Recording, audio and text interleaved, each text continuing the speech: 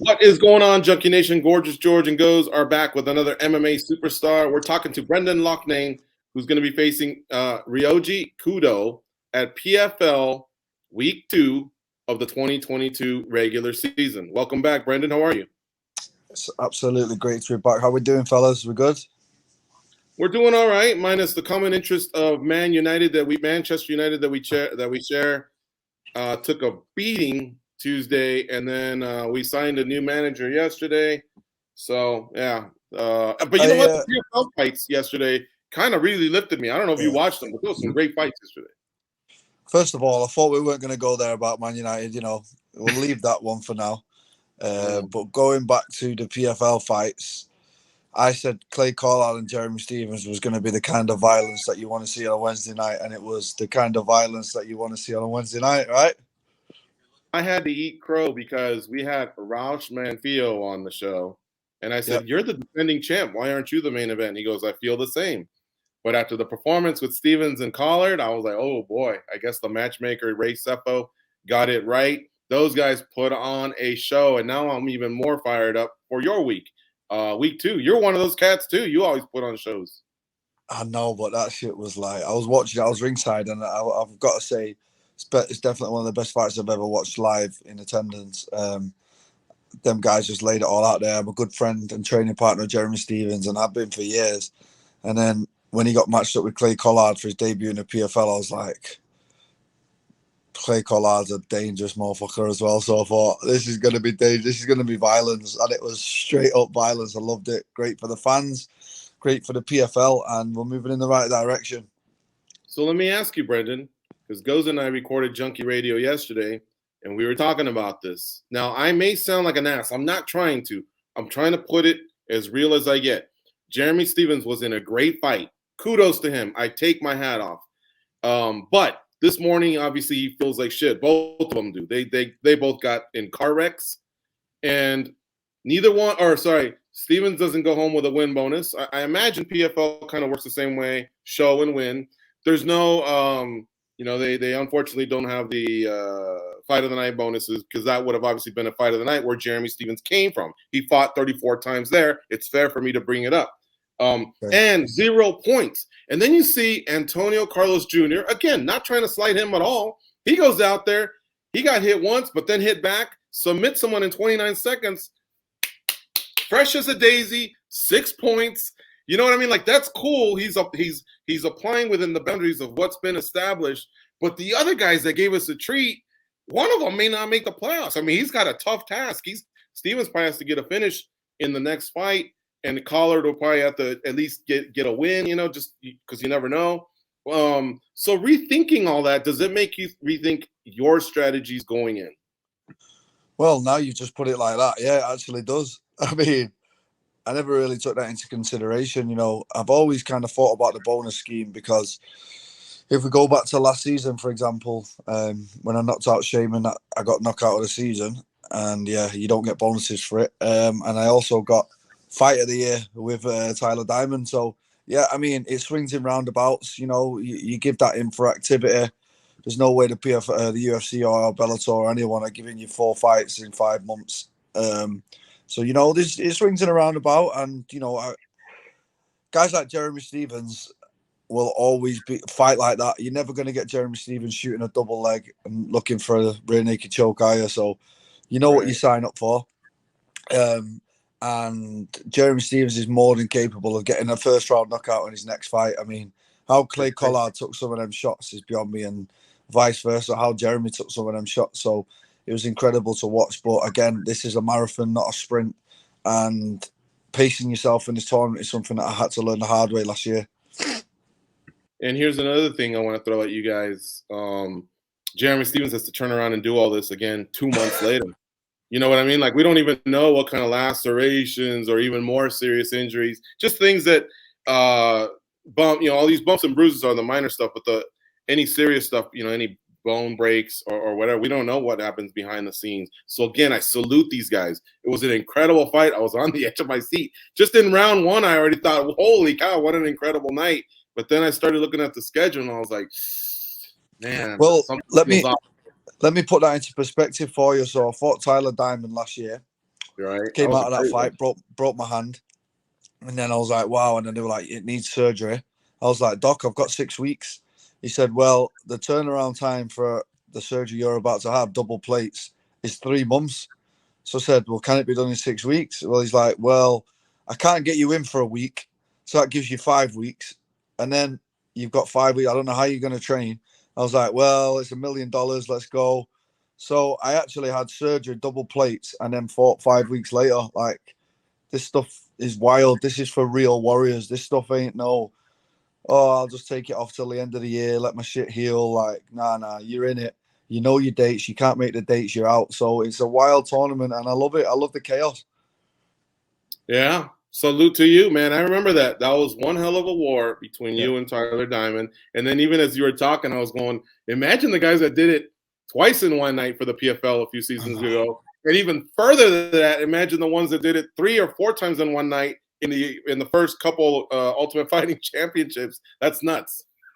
Yeah, it's its own entity. It really is. I tell people when they join the PFL, and you know, Miles Price and Stevie Ray and all these people that are coming from the UK and Al Simeon Powell, I just say, listen, guys, this isn't like your fights back in the UK where you can just have a fight, 3 months, recover, get back into camp, get fat in between. There's none of that. You stay ready.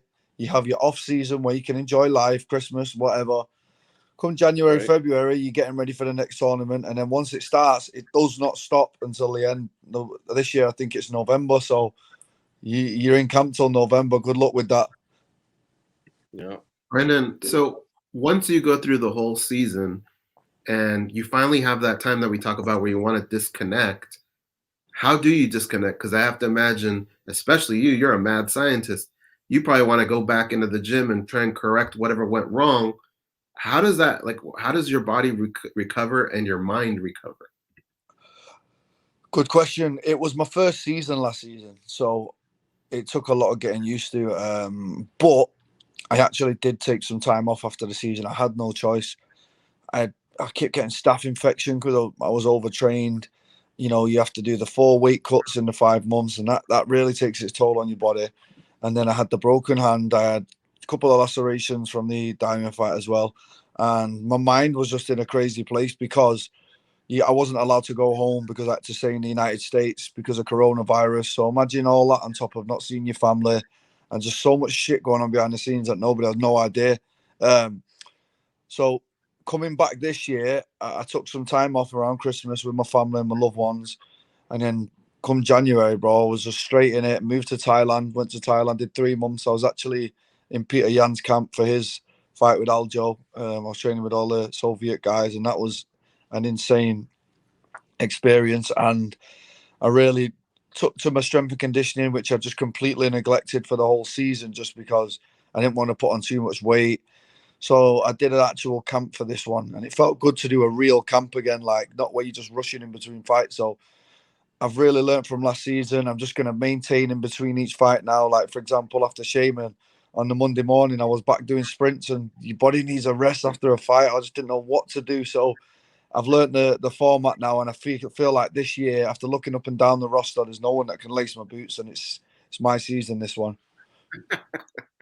You know, really, when I looked at last year, it was funny because I kind of chuckled when you brought up Jeremy Stevens and him being your teammate, because in my head, I thought the whole world is your teammate because every time we look, you're somewhere else and you're training with like big level MMA stars in different parts of the world. What is this year going to be like? Because I know coronavirus kind of did hinder your travel and your movement a little bit. What's the strategy for this year? What do you have, like one camp, or are you going to be kind of bouncing around? No, it is. I'm an MMA nomad. I'm like a gypsy, bro. I just get around the world. Wherever the best training is, I'll just fly to there. I'll isolate myself from the world, and I'll just train my ass off. This year's going to be a bit more structured. I did the first camp in Thailand, Tiger Muay Thai, and I would go back there, but this thing called rainy season kicks in now, where it's a lot of people do go home and the weather gets real bad, so the gym's not as busy. So I'm going to go back to my original coach. He's sat in Manchester. He's been waiting for me for a minute. I've not been able to go back last season. I actually moved away this season for the first camp, but I've promised him that I will be back and we will do the next 2 fights together or the next 3 fights together, depending on what happens with him. And yeah, so I'll be committing back to good old Manchester, England for the rest of the season. Can you dip into the Man United training ground and threaten some of them fools? Those guys that make like 300,000 pounds a week. You got real athletes that are clawing and scratching and bleeding, fighting their asses off, and those guys are just showboating. That, by the way, if anybody didn't catch that, his reference, "Tie My Boots," is a football reference. That was hilarious. He's saying no other featherweights could he would allow to tie up his laces. That was hilarious, man. I love that. Have you not heard that one before? I have, but just applying it to MMA, I'm just picturing like all the featherweights. You guys are gonna do some sort of a promotion before the season starts, and you can't bend over and tie your shoes, and one of them offers, you're like, no, you're not worthy. Kind of like a king. Like Kabulaev or all them other guys, Palmer. No, man, you're not worthy of tying my shoes. So. Oh shit, that was funny. Yeah, oh, shit. I'm glad you got that one. I'm glad that one didn't go over your head. No, I caught that one. So you kind of answered one of my questions. Jorge Masvidal just admitted to getting out wrestled by Colby Covington. He knew it was coming, and he still couldn't stop it. He wrestled a little bit in high school and a little bit throughout his MMA career, but now he wanted to immerse himself, so he's going to Penn State University to just work with those guys. Nice. It's the best university in the United States in terms of national championships as of late. But then you said them Russians in Thailand. I imagine you were wrestling a lot there, Brendan? Oh, here's the thing about my career. This is what's wild about it. I've probably been taken down a handful of times in my whole career up until I fought Movlead. Like that's the truth. And 21-4 as a pro now, and barely got taken down. Like this guy really was another level of wrestling, and I've got to give him his dues. But there is nothing wrong with my takedown defense. That's what's crazy about how good his wrestling actually was. My wrestling's good, but it's not great. And you're right, I did need to work on it.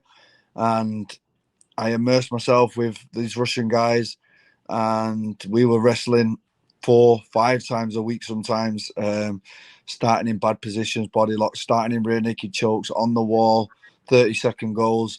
I really immersed myself in it, and yeah, that is going to be the key to this tournament, having Saba Balagi, I think he's called, Bubba Jenkins, Chris Wade, and Lance Palmer, some great wrestlers. That's what it's going to come down to towards the latter stages of the season. So I'll be more than prepared for them guys. That's great. That's what it's all about, is plugging those holes during the off season, which luckily PFL, that is one of the benefits of. We talked about the rigors of during the season, and watching your weight. You really can't slack off, injuries, but at least you get an off season to kind of plug some of those holes. All right, last question. One fighter recently, I wish I remembered his name, said, you know what? This strength and conditioning game, he says, respect to it. It's out there. Fighters should be doing it. But sometimes just running 5 miles is as good as it gets when it comes to conditioning. And I've always said that, man, because boxing's over 100 years old, and that's what's carried a lot of those athletes to 12, even 15 rounds back in the day. You hadn't even been conceived when boxing was going 15 rounds, but I had, and I've seen it, and now they're down to 12, right? So I wanted to ask you, what about just going for runs and, like you said, doing your sprints? Is that sometimes just overlooked? We went through like chopping wood and flipping tires, and I see people doing some of the craziest things now, but I wonder if it's beneficial. Bro, I don't know if you watch my Instagram. I'm on the track 24/7, bro. Like, I am running more than 90% of fighters, I think. I really do believe in it. I always have believed in it.